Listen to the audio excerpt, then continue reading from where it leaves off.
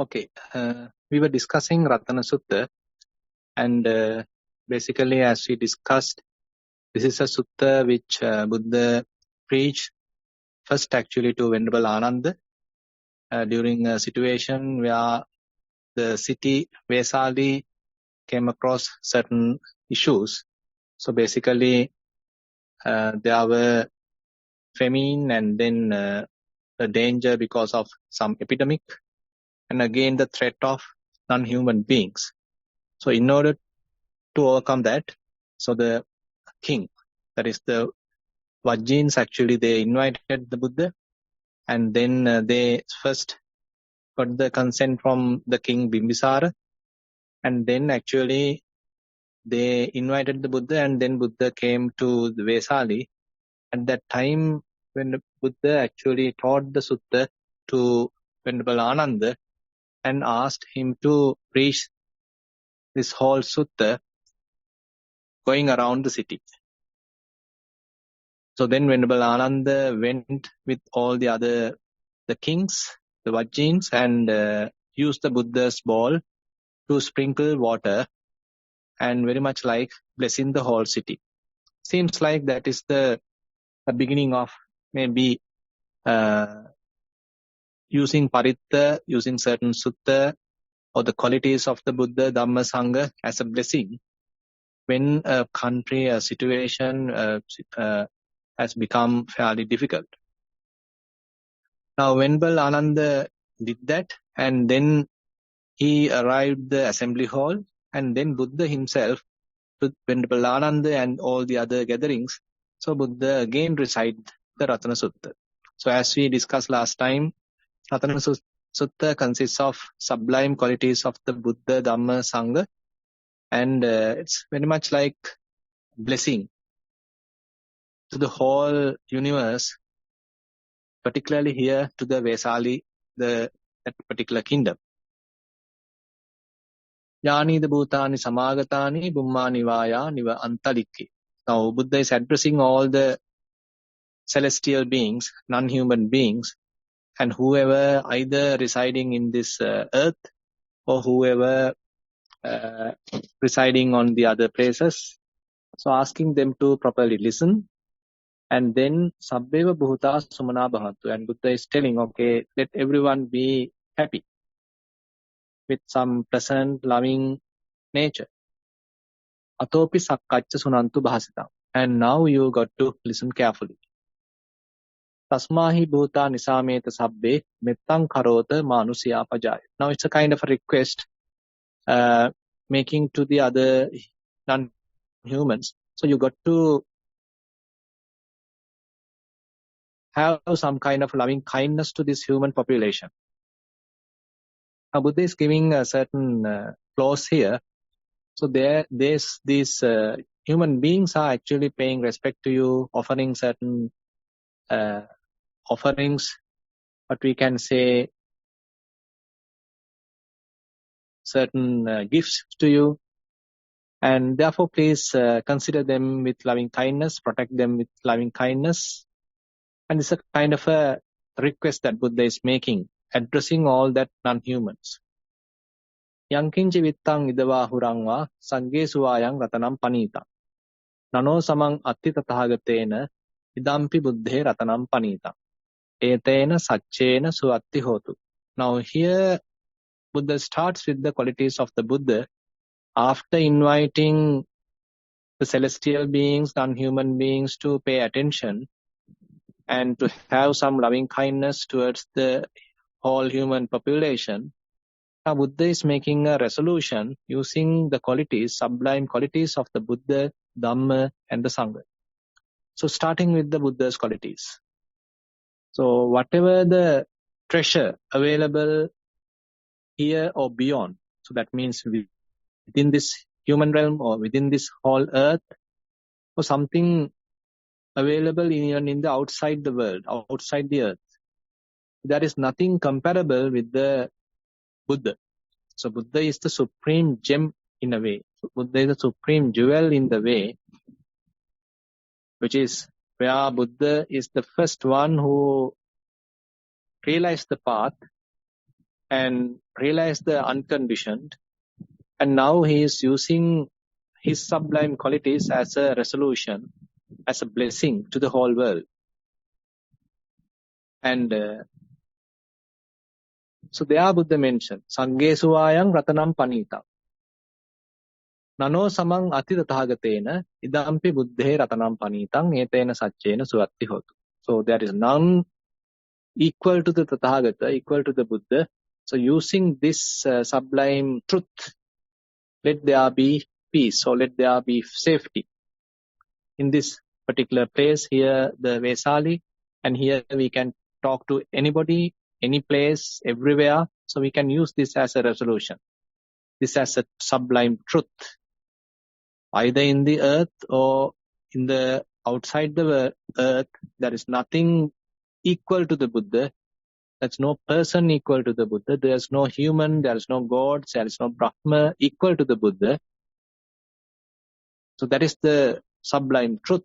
So using this truth, may there be peace, may there be happiness, may there be safety. So that's the wish that Buddha is making. Now, if we go to the next slide, now Buddha talks with respect to the Dhamma. Hayang viragam amatang panitang yadajjaga sakyamuni samahito natena dhammena samatti kinchi idampi dhamme ratanang panita etena satchena suatti hotu. Now here, previously actually Buddha referred the Buddha himself, the Tathagata. Now he is referring the Dhamma. The Dhamma he realized. So Hayang, so all the different pains, or we can say the asavas, the influxes. So when someone is following this Dhamma properly, all those taints, asavas, influxes are starting to decay, destroy. So ultimately they become completely destroyed. Hinasava is a name given to the Arahant, where all the influxes are completely removed. All the taints are completely removed, uprooted. So that is the sublime quality of the Dhamma. Actually, whoever practicing that Dhamma, inculcating those good qualities within oneself, he is capable of uprooting all these influxes within him. So now Buddha is using those supreme qualities of the Dhamma to bless the whole world. Hayang viraga. And the other thing is, the one who is practicing, rather than he become passionate, rather than his mind become lustful, now his mind become more dispassionate. So viraga. And then amata and panita. So this, in a way, we can call it as certain synonyms for Nibbana. So Khayang could be a synonym for Nibbana because it's a complete elimination of the defilements. Then Viraga is a synonym because there is no any attachment. It's a completely detached state of mind. Then Amata, there is no coming and going, arising and passing away. Or there is no coming into birth and then getting to death. So there is no such thing. So therefore it's Amata, that is the deathless. And then Panita, so it is sublime. So the state of mind, the one who has realized the Dhamma, who is experiencing Nibbana, we can say his mind is in a sublime level. Yadajjaga Sakyamuni Samahito. Now this is something the Buddha, the Sakyamuni Buddha, who is with the concentrated, well-collected mind, who has attained. Natena dhammena samatti kinchi. So there is no teaching which is equal to this kind of Dhamma. So the Buddha's teaching is so unique in that sense. So the person who is practicing that Dhamma is taken to the Khayang. to the utter destruction of all the defilements, all the influxes, all the pains. And then mind becomes dispassionate. Then one may touch the deathless. And then mind becomes completely peaceful and sublime. And there is no such Dhamma, such teaching available anywhere. So this is the unique feature of the Dhamma. Natena dhammena samatti kinchi. So there is nothing equal to that Dhamma. So basically here, the Buddha is using those sublime qualities. So the first one actually, Yam Buddha Setto Parivannayi Suching Samadhimanantari Kanyamahu. So here actually, Buddha is referring the Anantarika Samadhi. So Anantarika Samadhi actually is something referred to the Arahatta Phala Samadhi. So which is very unique according to the Dhamma. So Arahatta Phala Samadhi is a quite unique Samadhi. And so there are certain qualities with respect to that particular Samadhi. And sometimes certain other ascetics have come to Venerable Ananda and even to the Buddha and asked certain sublime qualities available in that Samadhi, which is kind of an exceptional kind of Samadhi, which is not available in the other teachings, available in the other, say, beliefs. So it's also a unique Samadhi. Sasankara niggaya varitavato. So that is another quality here expected or kind of mentioned about the Arahatta Phala Samadhi, where the person who is experiencing it doesn't do any kind of a formation. Now say for example, when we are trying to attain a particular Samadhi, so we do various fabrications, we do various preparations, and we do try to maintain that Samadhi, and we do a lot of intentional activities in order to maintain and in order to very much attain that Samadhi and to maintain that Samadhi. But here one special sublime quality of the Arahatta Phala Samadhi is explained as na sasankara niggaiha varitavato. It is not that you are maintaining or experiencing that Samadhi by suppressing any other defilements, by suppressing any other hindrances, by suppressing any other disturbances. So it's very much like a natural, sublime state of the mind the Arahant is experiencing because his mind is utterly free from all the defilements. So the Nibbana in the utter sense, the complete sense is defined as Ragakkayo, Dosakkayo, Mohakkayo, where complete uprooting of the Raga, the lust, hatred and delusion. So the Arahant is the person who has attained such kind of a state of mind. So his mind is completely pure. So now, since it is completely pure, he doesn't want to suppress any defilement because there are no defilements at all. So therefore, the maintenance of that particular samadhi is, we can imagine, it's very much like a peaceful state of mind where Arahants may be maintaining it with an effortless way. Defilements are the ones disturbing the mind. Now, the mind has become completely pure. So as a result of that, so there are no any oscillations in the mind. So mind is maintaining or kept in a utter peaceful state. So this is one explanation given by Venerable Ananda, referring to one Jatila Bhikkhuni, another ascetic. So when she is referring the Anantarika Samadhi, about this Arhatta Phala Samadhi. And again, there is no coming and going in that state. So there is no arrival, there is no attachment to a particular state, a particular object, and there is no any refusal or repulsion from a particular object. So that means mind is in a complete equilibrium. a complete equipoise. Typically, when we are practicing a particular samadhi, so if it is a peaceful one, probably we may get too much attached to it. Completely peaceful, and again, the mind has become completely still. Titang. So mind has become completely still. And it is not something that he is maintaining by suppressing other defilements. Rather, the maintenance of the samadhi happens very naturally, effortlessly.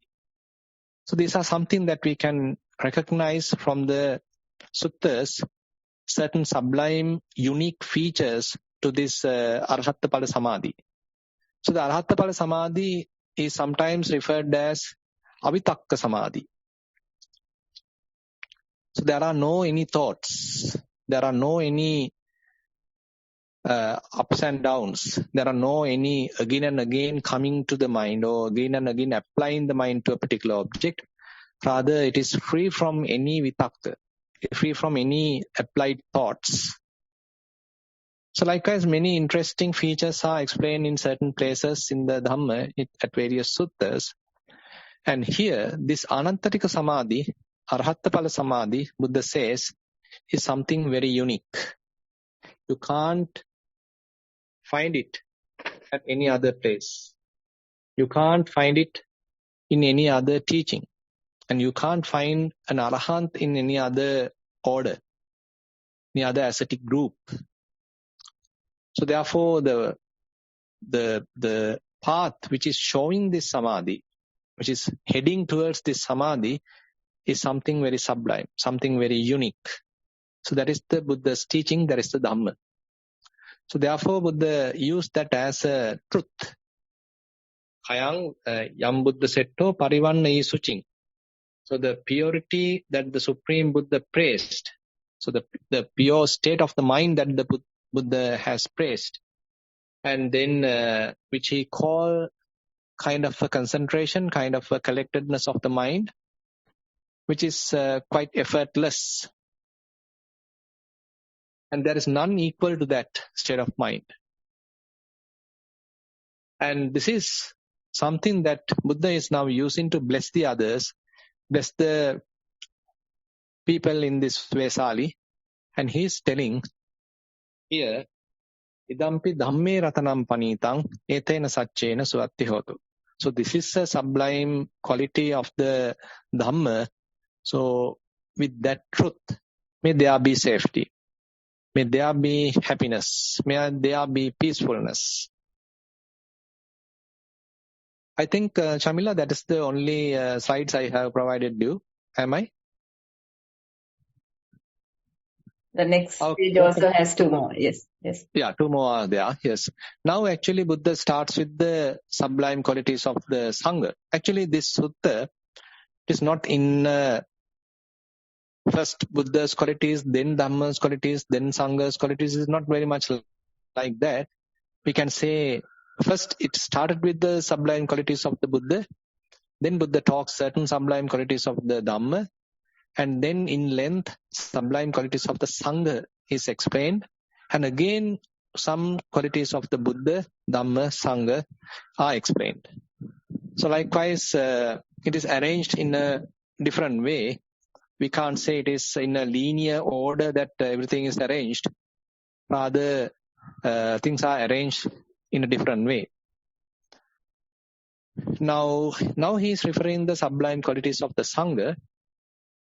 Ye puggala atta satang pasatta chattari etani yugani honti te dakhineya sugatassa savaka etesu dinnani mahappalani idampi sanghe ratanang panitang ete.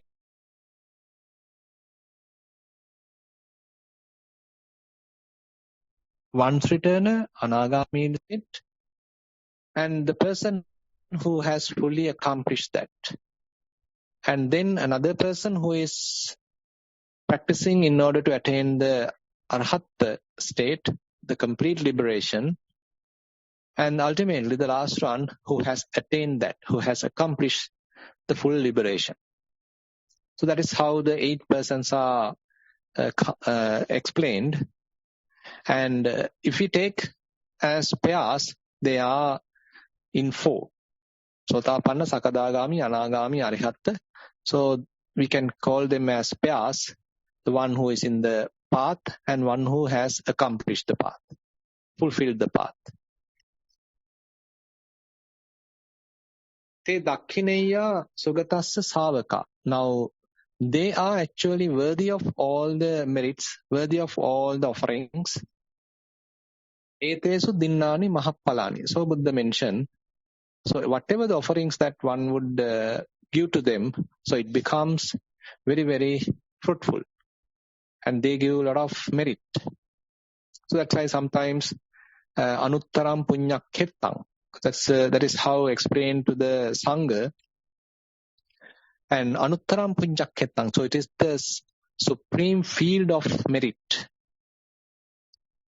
So that's why when we are talking the sublime qualities of the Sangha, which is highlighted, so whatever the offering given to that Sangha is giving a lot of merit, a lot of benefits. So sometimes we think, so when we offer, the receiver is the one getting more benefit, but the opposite could be true with respect to the Sangha. So it is the donor who is benefiting a lot. Now, if you are offering something to a beggar, so we can say, okay, the beggar is someone who was in a desperate situation and he was in need of food, he was utterly hungry. So as a result of my offering, he was able to overcome hunger. So he was happy.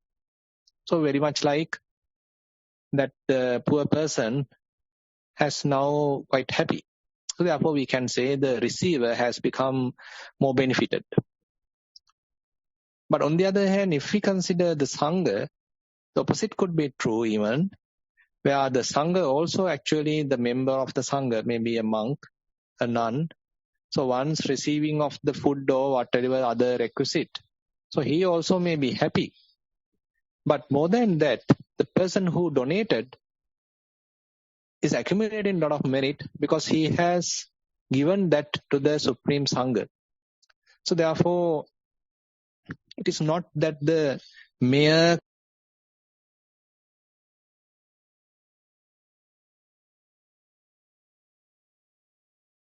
the monk may be not be a perfect person, may have some defilements, may have certain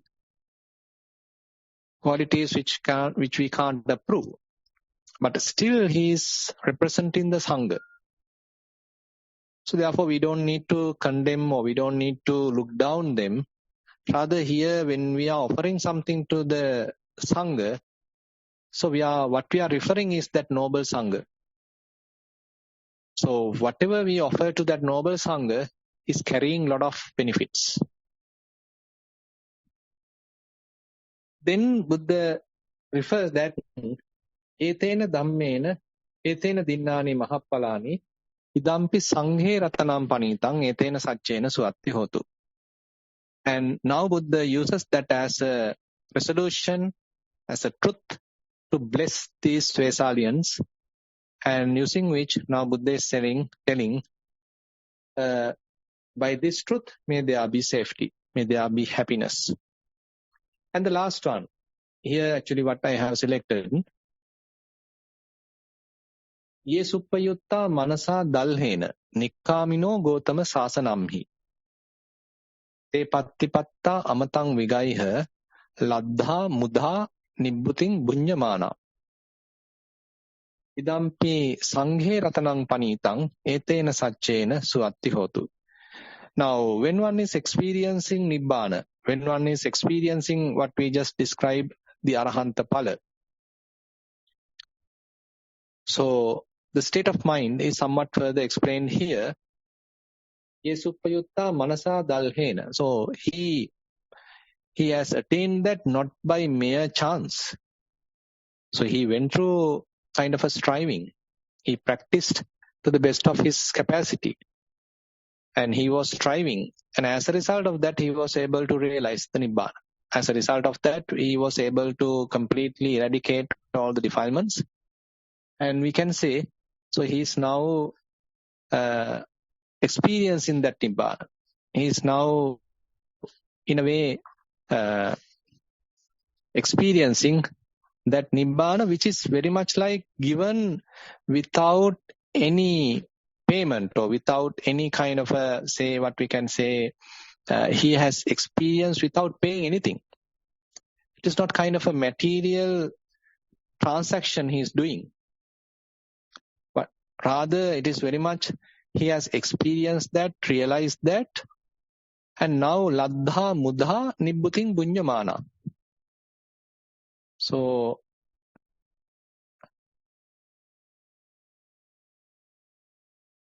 enjoying perfect peace, obtained free of charge. Now, this is a very interesting term here. So now, suppose that you want to experience certain kind of happiness, but when you are experiencing that, sometimes you have to pay a lot of money, and you have to actually take a ticket, and you have to go to that particular place. And likewise, it is not that something that you are gaining free of charge. You have to pay maybe a lot of money in order to experience it. But here actually things are very much like experience free of charge. So it is not kind of a material transaction. It is not a monetary transaction, what we are calling here. Even if you pay millions, you can't gain it. But if you are practicing diligently, and if you are doing it properly, and if you are maintaining the sila, samadhi, panya, so that is a kind of a situation where you are able to fulfill that task. So the fulfillment of sila, samadhi, panya might not have any kind of monetary involvement even. If you have some money and if you can pay, probably, you can get some merit. But if you suppose now when you are meditating, it is not that you are able to experience by mere economical way. It is not that all the rich people who are experiencing it. Rather, if you are diligently practicing, if you are properly practicing, honestly practicing, it is up to you. And therefore, all these spiritual benefits, we can say that they are not kind of monetary transactions. So when you attain a particular samadhi, when you attain a particular peaceful state of mind, so you don't need to pay for anything. You don't need to pay any tax for the government, or you don't need to pay anything for the another person. Rather, it is your own accomplishment. It is because of your own striving, diligent practice. So what you have reaped, what you are going to experience. So therefore we can say, so once you arrive that state, once you realize Nibbana, so it is available to you. Very much like it has become your own vehicle. It has become your own property. So certain terminologies are there when we are talking in a particular samadhi. Bhavita, Bahudikata, Yanikata, Vattukata, Anuttita, Parichita, Susamaradha. Bhavita, Bahulikata. Now the person who is attaining that particular samadhi, it's not that he is attaining that just for once, but again and again he is practicing, again and again he is attaining. So as a result of that, so that particular attainment become very much like available to him, because he is repeatedly doing it. So as a result of that, it becomes very much like his own vehicle. Say if you have a own vehicle, say you have a car. So whenever you want to go somewhere, so you can immediately use that car and you can take it and then you can drive it and you can arrive wherever you need. So it is available for you. It is your own car. So like that, when you practice this particular attainment, so it becomes your own vehicle. Whenever you want, you can put it to your mind to that state. Yani kata, vattu kata. And it becomes your own property, like immediately you can put your mind to there. It is not that something you have to strive again and accomplish it, but once you practice it, immediately you can put it, it's very much like it is in your hand. Pattukata, anuttita, parichita. So it has become fulfilled, complete, and you again and again practiced it. Susama Radha, and will develop that, will attain that. So likewise, when we are referring certain higher collected states of mind, higher samadhi, what we sometimes call as Cheto Vimutti, so all these terms are referred to that. Now, when you are practicing it and when you have reaped that, when you have arrived that, so you can immediately use it, you can immediately attain to that, you can experience that blissful state. You can experience that peaceful state without paying any money. So that is something interesting way that Buddha is referring here. Laddha muda nibbutim bunyamana. Having plunged into the deathless, enjoying perfect peace, obtained free of charge. This too is the sublime gem in the Sangha, and with that truth, may there be peace, may there be safety. So this is another quality that Buddha is referring. So we can say it is very much the practice-related one. Now, the practitioner is the one, the Sangha, either, it is not merely monks and nuns referred here. Under the Sangha, whoever the noble Sangha, there may be lay people who are the attained ones. Sotapanna, Sakadagami, Anagami, there may be lay people, lay nobles, so they also are considered as the Sangha. Monks and nuns are considered as a Sangha. Now all these orders, nobles, are referred here. So idampi sanghe ratanam panitang etena sachena suatti hotu. So here we can recognize Buddha is referring certain sublime qualities of the Sangha, certain qualities of the Dhamma, certain qualities of the Buddha to bless the Vesalians. And we see in the future also to further refer this same sutta and to go into one by one. And with that, I like to conclude today's Dhamma sermon. Now I like to open the session for questions. Sarai Bante, we have 5 questions. Right. Stop share. Question number 1 of 5. This is a mindful sitting question. Dear Bante, my sitting practice is mindfulness on breathing. After 10 to 15 minutes of observation of the in-breath and out-breath, it starts to calm down and become very fine and non-detectable. I keep on observing and the focus naturally goes to my posture and body. I do not end up in a spacious emptiness as reported by many. Want to check with Bante if I should continue with the posture and body observations or keep the attention again on the diminishing breath to reach the emptiness with metta. That's the end of the question. Yeah, actually, we don't need to hurry to attain the emptiness. So, because sometimes we become anxious or we become impatient to attain emptiness because many people are talking about it. But rather than trying to do in that manner, so if we are able to,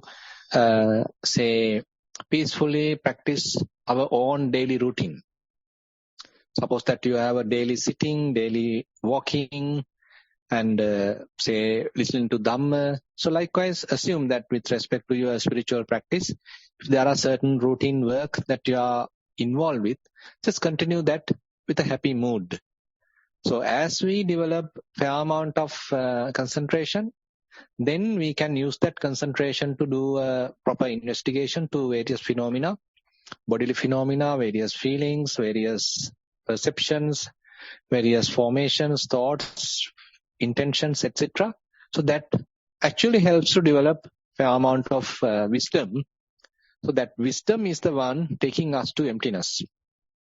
So emptiness in that sense is very much like a result that we can experience as a result of our continuous practice. So we don't need to, or we can't actually jump to that state, and we don't need to push ourselves or hurry up in ourselves. Rather, it's a matter of successfully, peacefully enjoying the present day moment. or enjoying the present moment, enjoying the present day practice. Say when you are practicing today's task, today's mindful sitting, just enjoy it. Do it wholeheartedly. Do it honestly. Do it continuously. And when you are doing your mindful walking, do it wholeheartedly. Enjoy it. And try to recognize all different phenomena, and you know that various proper instructions are there. And you are fulfilling it to the best of your ability. So that's all we need to do. When we are continuing like that, so that continuous practice will lead us someday to this emptiness. So therefore, don't worry about that you are unable to reach emptiness right now. It may happen in the future, but today, as much as possible, continue your practice diligently, and it will take care of reaping you the proper result. So this is a continuation of the same person has written this part as well, again on mindful sitting. Dear Bhante, further to my previous question, what is the technique to observe the posture and body if one reaches to this stage after the breath fades away? I have very limited knowledge on elements meditation and do not know how the observation should be done. Much merits for your service, Bhante, with metta. That's the end of the question. Yeah, actually it is not that we are using the posture to attain emptiness. So rather the posture, the breath, the elements, feelings, perceptions, formations, all are able to let go of, then only one may attain the emptiness. So therefore, don't worry about these things right now. So if you are able to experience a state of mind which is the fading off of the breath, see whether you are getting any kind of a thought, any kind of a feeling, any kind of a sensation. And probably if you experience such, and you probably can see how they are beginning, how they are starting, and how they are changing, how they are passing away. And so likewise, we need to improve our understanding, improve our, say, insight knowledges. So if you are practicing Anapanasati, there are also probably you can do a little bit of investigation. See, rather than simply referring as in-breath and out-breath.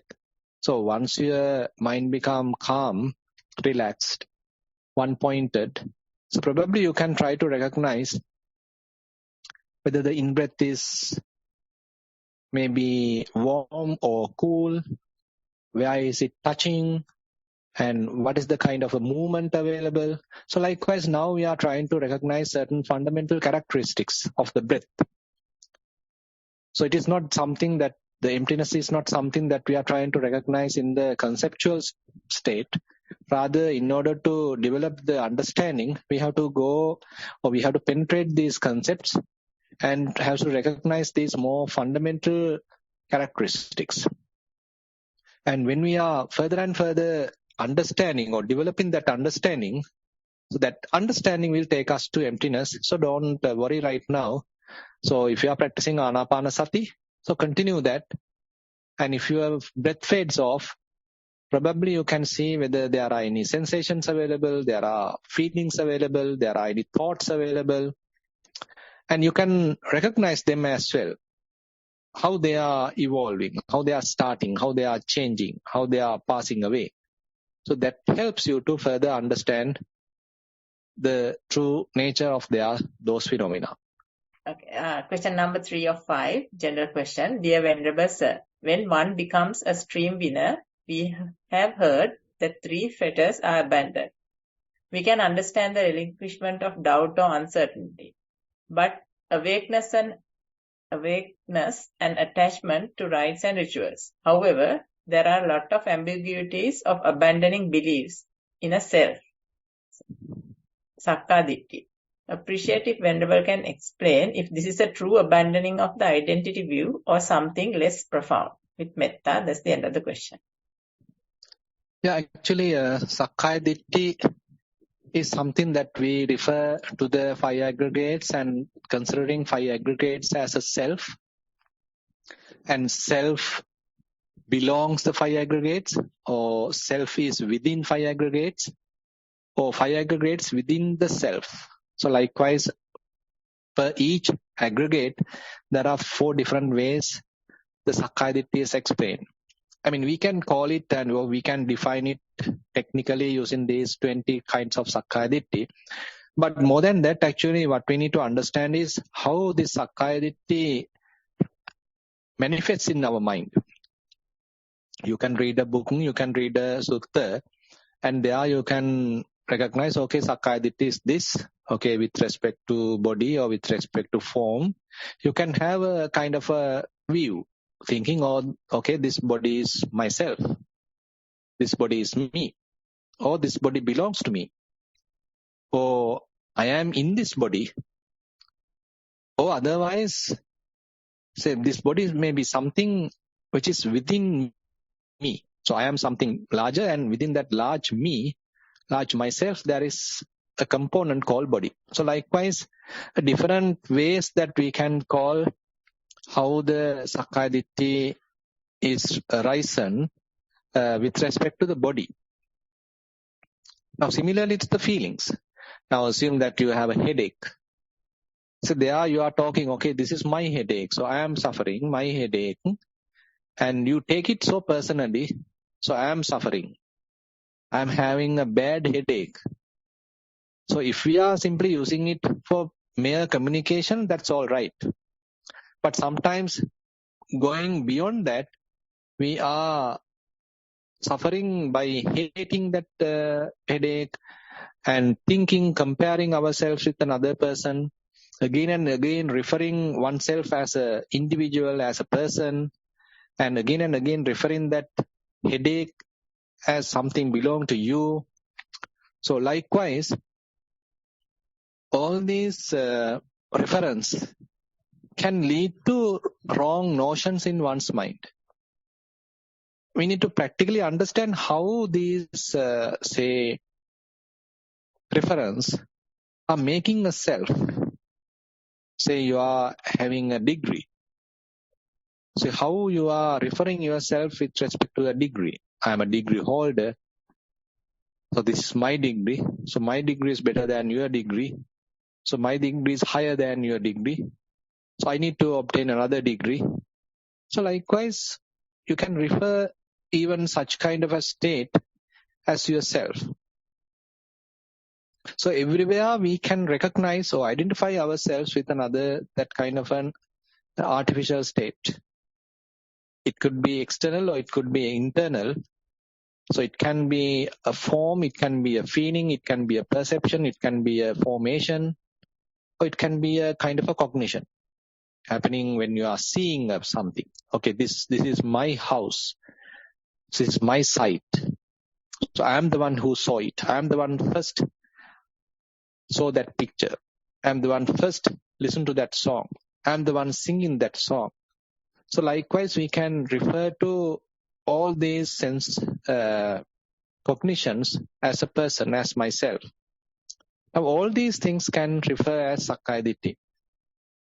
When you are referring that, again and again we are born as a person. We are born as an individual. And say, as you continue as a person, then you are suffering. With the Dhamma, what happened is, so again and again, so we are trying to realize, so there is no person here, there is no being here, there is no individual here. So what we are experiencing is kind of a flux, arising and passing away. So again and again, if we are enhancing that knowledge, or we are strengthening that knowledge and abandoning that identification, there could be a possibility that mind become fairly free from such identification. One is not getting to a personality view. So in a way, we can call it as a kind of a gross identification, because even when one becomes a Sotapanna, still some subtle sense of I could be available. So that is what available as the what we call as a asmi mana. So because even though we individually don't recognize each aggregate as a person, as an individual, as myself, but still we may have a self-notion. We can have a subtle sense of I. So that is explained in the Khemaka Sutta, where Venerable Khemaka explained using a very beautiful simile, if you are referring a smell or a scent, a fragrance of a flower, you can't say the fragrance is coming from petals. Fragrance is coming from the leaves. What you can say is the fragrance is available or coming from the flower. So likewise, Venerable Khemaka explained, even though individually you are not recognizing form as myself, feelings as myself, or perceptions as myself, formations as myself, consciousness as myself, even after one becomes a Sotapanna, there could be a subtle sense of I am. So therefore, these things are in a way very subtle points.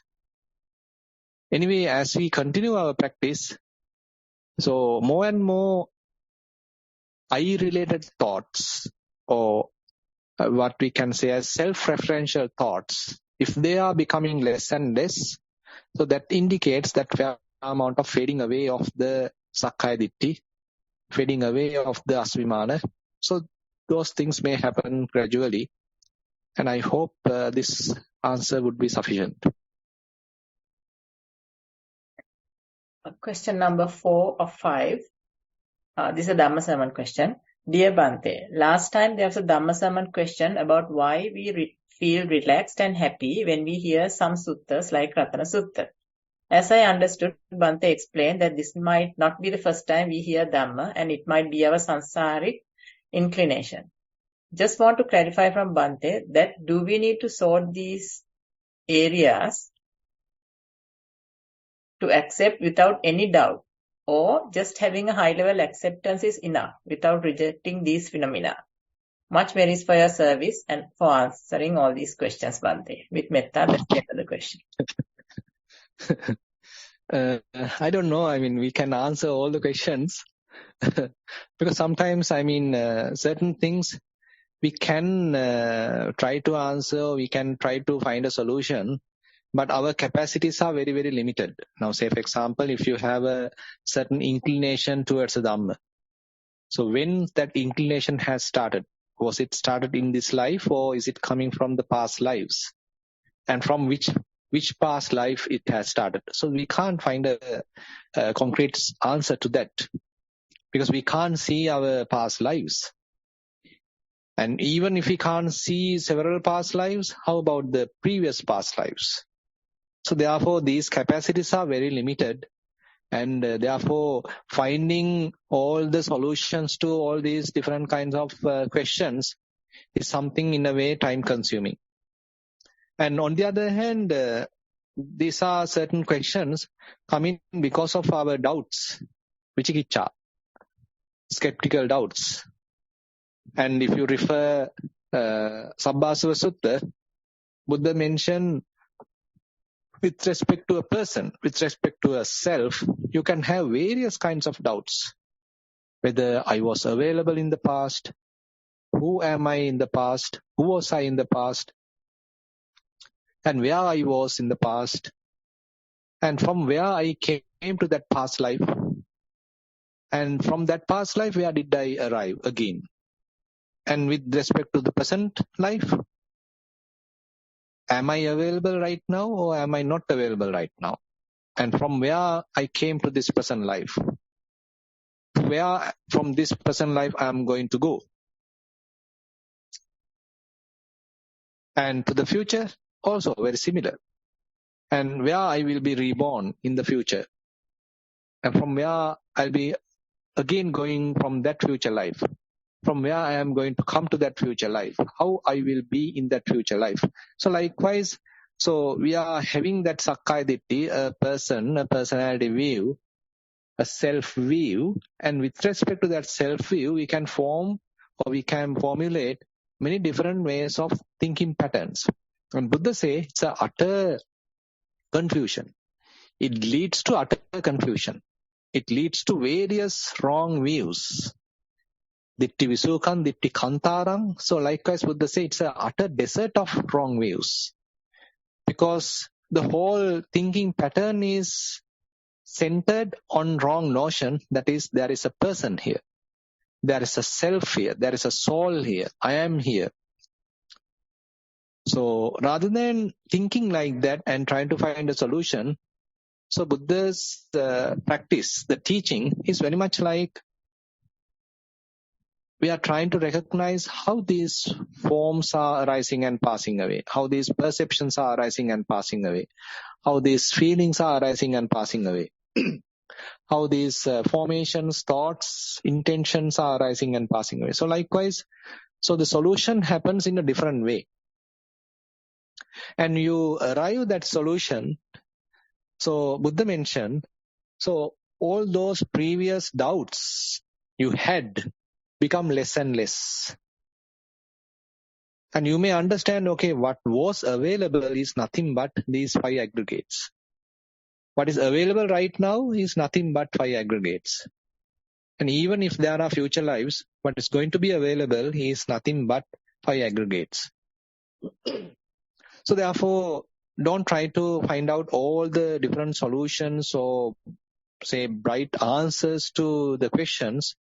Rather, give more prominence to your practice rather than intellectualizing the teaching or rather intellectually trying to find a solution.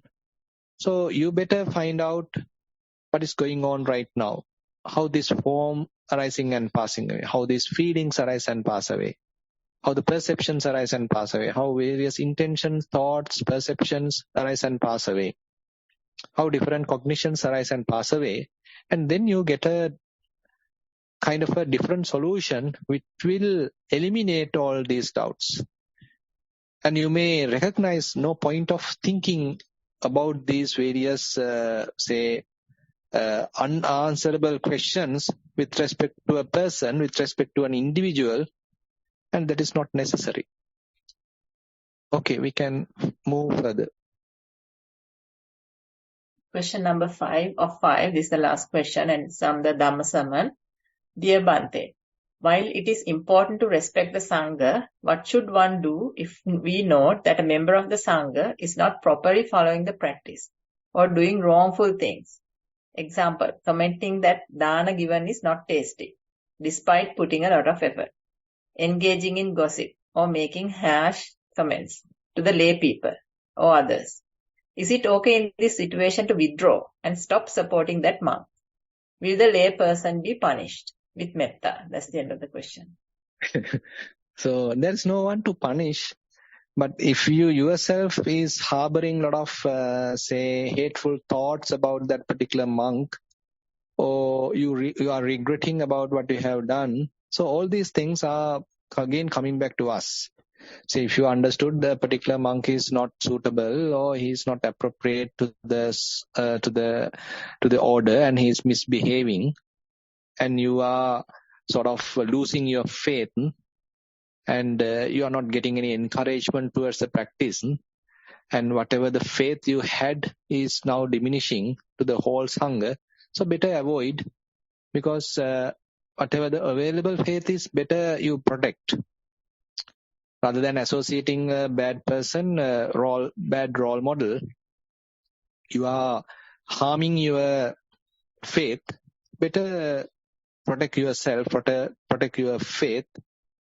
And there may be other monks who are practicing and other monks who are diligently trying to protect their sila. So likewise, so we are trying to refer the good side and trying to develop our faith. Actually, the Buddha sometimes mentioned whoever is not properly, maintaining the restraint or maintaining the sila is not properly coming under the Sangha. So there are various people who are simply putting a robe onto the body, but mere robe does not say that he is a person within the Sangha. So if we are referring the whole Sangha, that is the noble Sangha we are referring. And but on the other hand, we need to understand, so we can't become immediately perfect. And sometimes the way a particular monk behaving, even though he may be using harsh words, there are sometimes possibility there is no hate internally. And there are such situations happen even during the Buddha's time. Probably you might have heard about the Pilindivacha Arahant, Pilindivacha, where he is referring the others as the vasalas, as the outcast. And the other monks are now complaining to the Buddha. So this particular monk is referring us as the outcast. And then Buddha mentioned it is not out of hate that he is referring. Rather, he was born as a Brahmin for many, many lifetimes. So as a result of that, he used to call the others as an outcast. So therefore, these are very difficult to understand whether this particular monk, without any hate, without any greed, whether he is referring, asking something, or whether he is exactly out of hate, out of greed, he is asking or referring something.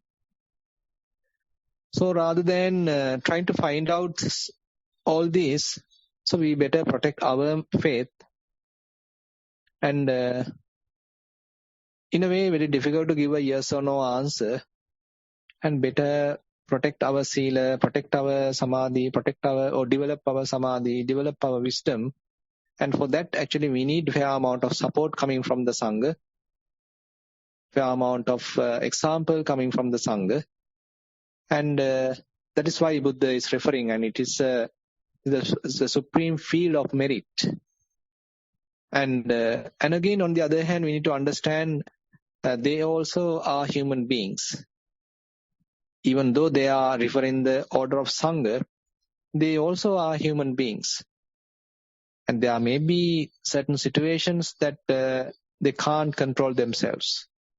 Certain defilements overwhelm them, overpower them. So they become helpless. And on such situation, if they understand that fault, offense, they may go to another member of Sangha and they may be confessing it and going through a probation, going through a kind of the proper corrective measures. So that is also established in the Sasana. That is called the various Vinaya disciplines. So those are also available. Anyway, it is not, say, the business of the lay people to get into all these things. But as a layperson's point of view, so if we feel that because of the association of a particular monk, by referring to a particular monk, if my faith is deteriorating, better avoid that and maintain one's own faith.